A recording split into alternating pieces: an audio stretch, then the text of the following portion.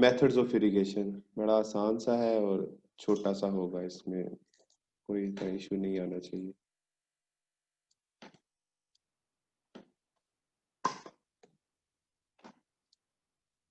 Basically दो तरह के मेथड्स हैं हमारे पास इरिगेशन के, फसलों को पानी लगाने के। एक सरफेस और एक सब सरफेस इरिगेशन। सरफेस में ट्यूबवेल्स वगैरह आ जाते हैं और नहरी निज़ाम जितना भी आपका आ जाता है। सब सरफेस का मतलब है उसको डायरेक्टली जड़ों को पानी प्रोवाइड करना पौधों की, तो उसके लिए ड्रिप इरिगेशन यूज होती है। तो ये दो ही मेथड है हम जो पढ़ेंगे। जो सरफेस इरिगेशन है उस पे इतनी, उसका सिस्टम बनाने में इतने पैसे नहीं लगते, लेकिन जो ड्रिप इरिगेशन है उसके लिए काफी, वो सबसे ज्यादा कॉस्टली वही है। तो वो इसलिए इतने ज्यादा बड़े पैमाने पे यूज नहीं हो रहा पाकिस्तान में, क्योंकि वो बहुत महंगा है। लेकिन अगर देखा जाए प्रोडक्शन यानी कि पैदावार के मुताबिक, तो ड्रिप इरिगेशन से प्रोडक्शन बहुत ज़्यादा होती है क्रॉप्स की, क्योंकि पानी की क्वांटिटी एक स्पेसिफिक अमाउंट में चाहिए होती है हर क्रॉप को। अगर उससे कम देंगे तब भी प्रोडक्शन कम होगी, और अगर उससे ज़्यादा देंगे तब भी प्रोडक्शन कम होगी। तो जो सरफेस इरिगेशन है इसमें हम इतना ज़्यादा पानी की क्वांटिटी को कंट्रोल नहीं कर सकते। हम बस पानी छोड़ देते हैं फसलों में, फिर जो पौधे की रिक्वायरमेंट होती है वो ले लेता है जड़ों के जरिए, लेकिन उससे एक्स्ट्रा पानी जो है वो खड़ा रहता है, तो वो उल्टा फायदा देने की बजाय पौधों को नुकसान पहुंचाता है। तो इसका ड्रॉबैक तो है सरफेस इरिगेशन का, लेकिन ये है सस्ता काम, तो हम ज्यादातर यही यूज करते हैं। उसके अलावा जो ड्रिप इरिगेशन है वो जब जब पानी चाहिए होगा तो बड़ी कम मिकदार में पौधों को प्रोवाइड करेंगे, तो पानी की बचत हो जाएगी, दूसरा प्रोडक्शन भी बहुत ज्यादा होगी। तो देखते हैं अलग अलग कौन कौन से मेथड हैं। सरफेस इरिगेशन में आ जाते हैं ये कुछ। एक में लिफ्ट इरिगेशन आ जाती है, एक में फ्लो इरिगेशन आ जाती है। लिफ्ट का मतलब है जमीन से पानी को निकालना। तो ये पुराना तरीका हो चुका है, कुएं वगैरह में जब बैल वगैरह घूमते होते थे तो उससे पानी निकालते थे। अब आ गई है मोटरें या ट्यूबवेल जिसे कहते हैं, इंजन वगैरह लगा के करते हैं। तो ये दो तीन तरीके हैं उसके ट्यूबवेल के। डीप वेल होता है, शैलो वेल होता है और ओपन वेल होता है। उसमें मोटरें लगा के पानी खींच लिया जाता है। डीप ट्यूबवेल तकरीबन 300-400 फीट तक जाता है, या जितना भी उस एरिया में डीप पानी है उधर तक जाता है। शैलो जैसे हमारे एरिया में सेंट्रल पंजाब के इधर पानी बहुत ऊपर है, जैसे फैसलाबाद में पानी का लेवल 30 फीट 40 फीट है, तो ये इधर यूज होते हैं। ओपन वेल तो खैर उसमें तो बिल्कुल ही पानी ऊपर होता है। इसके अलावा फ्लो इरिगेशन आ जाती है जी आपके पास, इसी में सरफेस इरिगेशन में। फ्लो में नहरें वगैरह आ जाती हैं। नहरें दो तरह की होती हैं, ये पहले नहीं बताया, अभी बता रहा हूँ आप लोगों को। एक परनियल कैनाल्स होती हैं और एक इनअंडेशन कैनाल्स होती हैं। परनियल कैनाल्स ऐसी होती हैं जो सारा साल चलती रहती हैं, थ्रू आउट द ईयर, दोनों सीजन में, सर्दियों में भी गर्मियों में भी।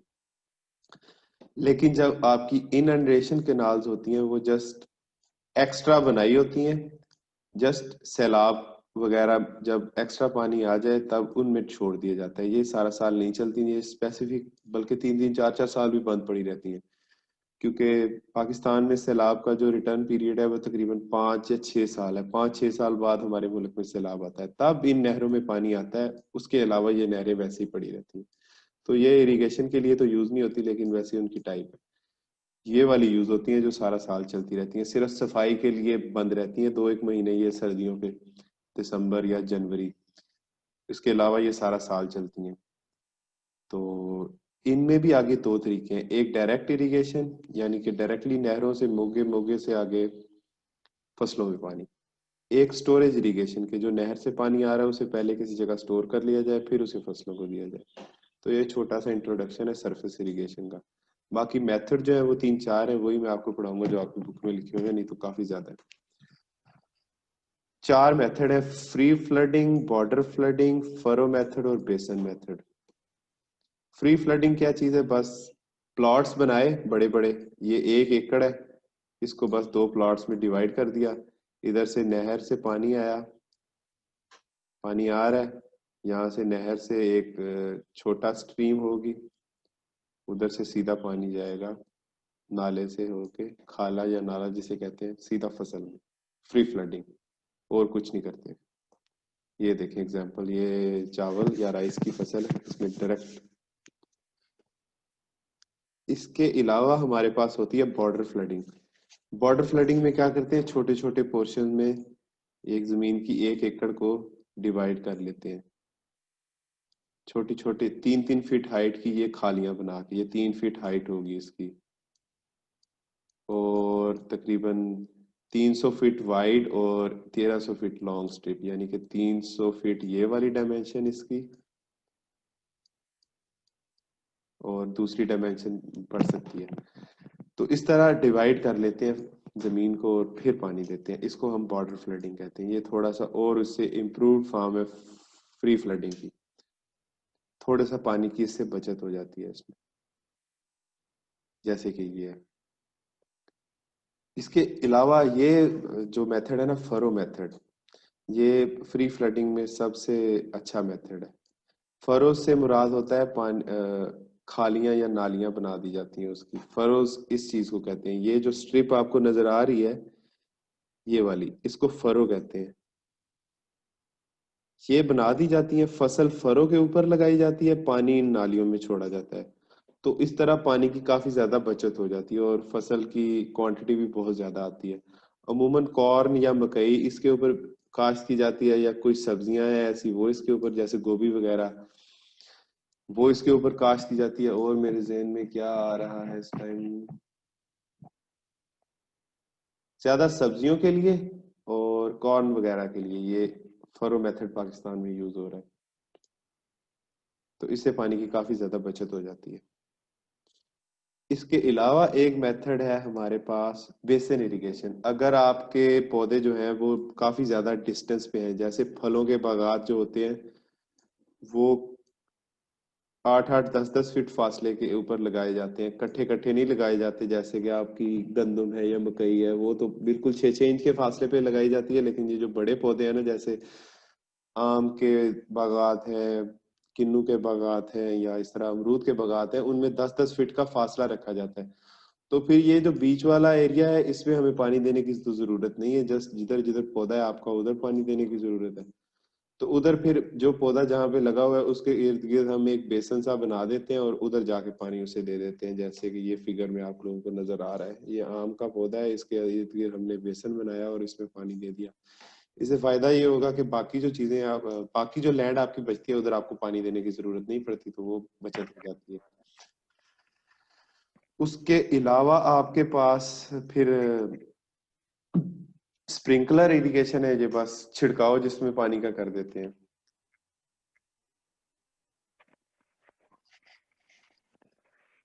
ये भी काफी इफेक्टिव मेथड है। ये उस एरिया में यूज किया जाता है जहां पे जमीन आपकी लेवल नहीं है। लेवल होगी तो ये जो पीछे वाले मेथड हम लोगों ने पढ़े हैं ना, free flooding, border flooding, furrow method, तो ये वाले कामयाब होंगे। अगर आपकी जमीन लेवल नहीं है तो फिर इन मेथड्स का कोई फायदा नहीं है। लेवलिंग सबसे ज्यादा जरूरी है इन मेथड के लिए, ताकि आप एक साइड से पानी दें और वो ऑटोमेटिकली दूसरी साइड पे पहुंच जाए। तो levelling is the most important thing in surface irrigation, जो जो पहले मेथड हम लोगों ने पढ़े हैं। ये वाला जो मेथड है इसमें लेवलिंग की जरूरत नहीं पड़ती आप लोगों को, इसीलिए जो हिली एरियाज हैं या जहाँ पे पहाड़ है ज्यादा, जहाँ पे जमीन लेवल नहीं है, वहां पे हम लोग ये वाला मेथड यूज करते हैं। नो डाउट ये बहुत महंगा है, लेकिन पानी भी इससे सेफ होता है और लेवलिंग की जरूरत भी नहीं पड़ती, और इससे कास्ट भी काफी ज्यादा आती है, प्रोडक्शन भी। तो जगह जगह की बात है जी, हर जगह आपको लेवल जमीन नहीं मिलेगी जैसे इस एरिया में है। इधर भी इतनी लेवल नहीं है, सेंट्रल पंजाब तकरीबन सारा लेवल है आपका। बाकी जो ऊपर चले जाए केपी के में या नीचे बलूचिस्तान चले जाए तो लेवलिंग नहीं है इतनी, तो उधर फिर ये इस तरह के मेथड्स काफी ज्यादा यूज हो रहे हैं। ये कुछ एडवांटेजेस हैं सिर्फ स्प्रिंकलर इरिगेशन के, तो ये पढ़ लीजिएगा खुद ही, अभी मैंने बता भी दिया आप लोगों को। उसके अलावा ड्रिप इरिगेशन आ जाती है जी, ये सबसे अच्छा और सबसे महंगा मेथड है, सबसे ज्यादा प्रोडक्शन इससे होती है, लेकिन सबसे ज्यादा खर्चा भी इसमें आता है। क्यों खर्चा आता है इसके? क्योंकि आप लोगों को दो तरह के सिस्टम बनाने पड़ते हैं, एक को हेड यूनिट कहते हैं और एक को लेटरल्स या एमीटर्स कहते हैं। बुक में आपके नाम थोड़े से और हैं। हेड यूनिट में आपके पास फर्टिलाइजर टैंक, वाटर और प्रेशर रेगुलेटर आता है। आगे फिगर दिखाऊंगा, उसमें सारी समझ आ जाएगी। और लेटरल्स में पाइप्स वगैरह आ जाते हैं। ये फिगर है जी, ये इसका सिस्टम है पूरा।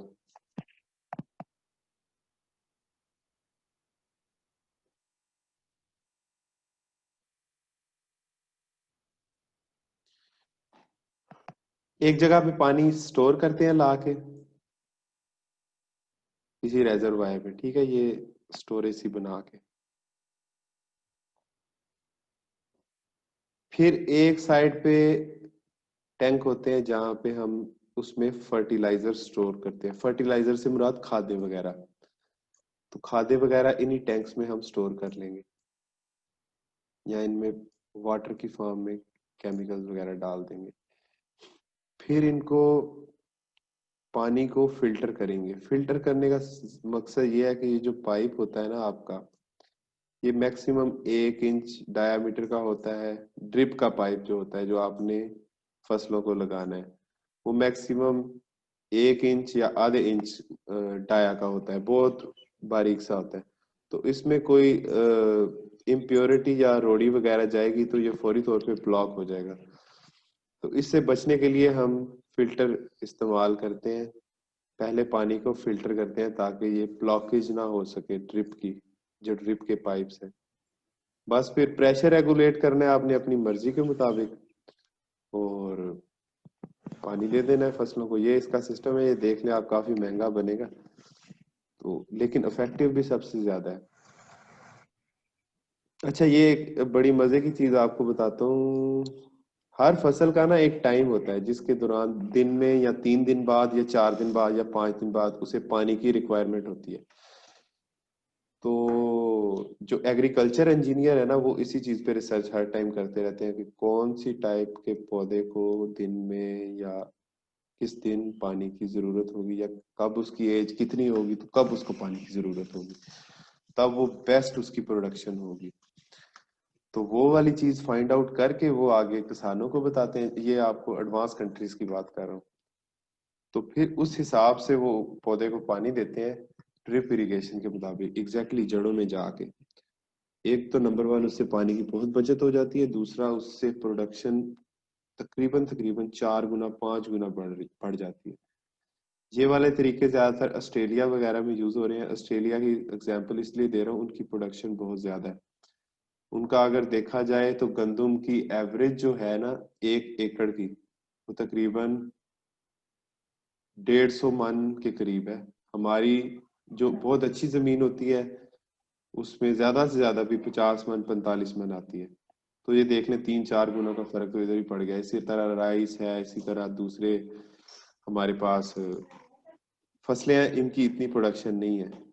लेकिन उन मुल्कों का देखा जाए तो उनकी प्रोडक्शन बहुत ज्यादा है। हमारे इधर खर्चा नहीं करते इरिगेशन सिस्टम को एफिशिएंट करने में, तो इसलिए प्रोडक्शन बहुत कम है। हालांकि हमारा मुल्क की जो आमदनी का 70% है वो सारा इरिगेशन से आ रहा है, लेकिन खर्चा बिल्कुल भी नहीं करती गवर्नमेंट इसके ऊपर। ना खादों पे खर्चा करती है, ना इसकी रिसर्च पे खर्चा करती है। सिर्फ हमारे मुल्क में एक ही यूनिवर्सिटी है, agriculture Faisalabad, agriculture university Faisalabad. इसके अलावा एरिड है इस्लामाबाद में, लेकिन वो इतनी कोई खास नहीं है। तो ये हाल है हमारे मुल्क में इरिगेशन का। आपको कोई क्वेश्चन हो इसमें से तो मुझे बताएं काइंडली।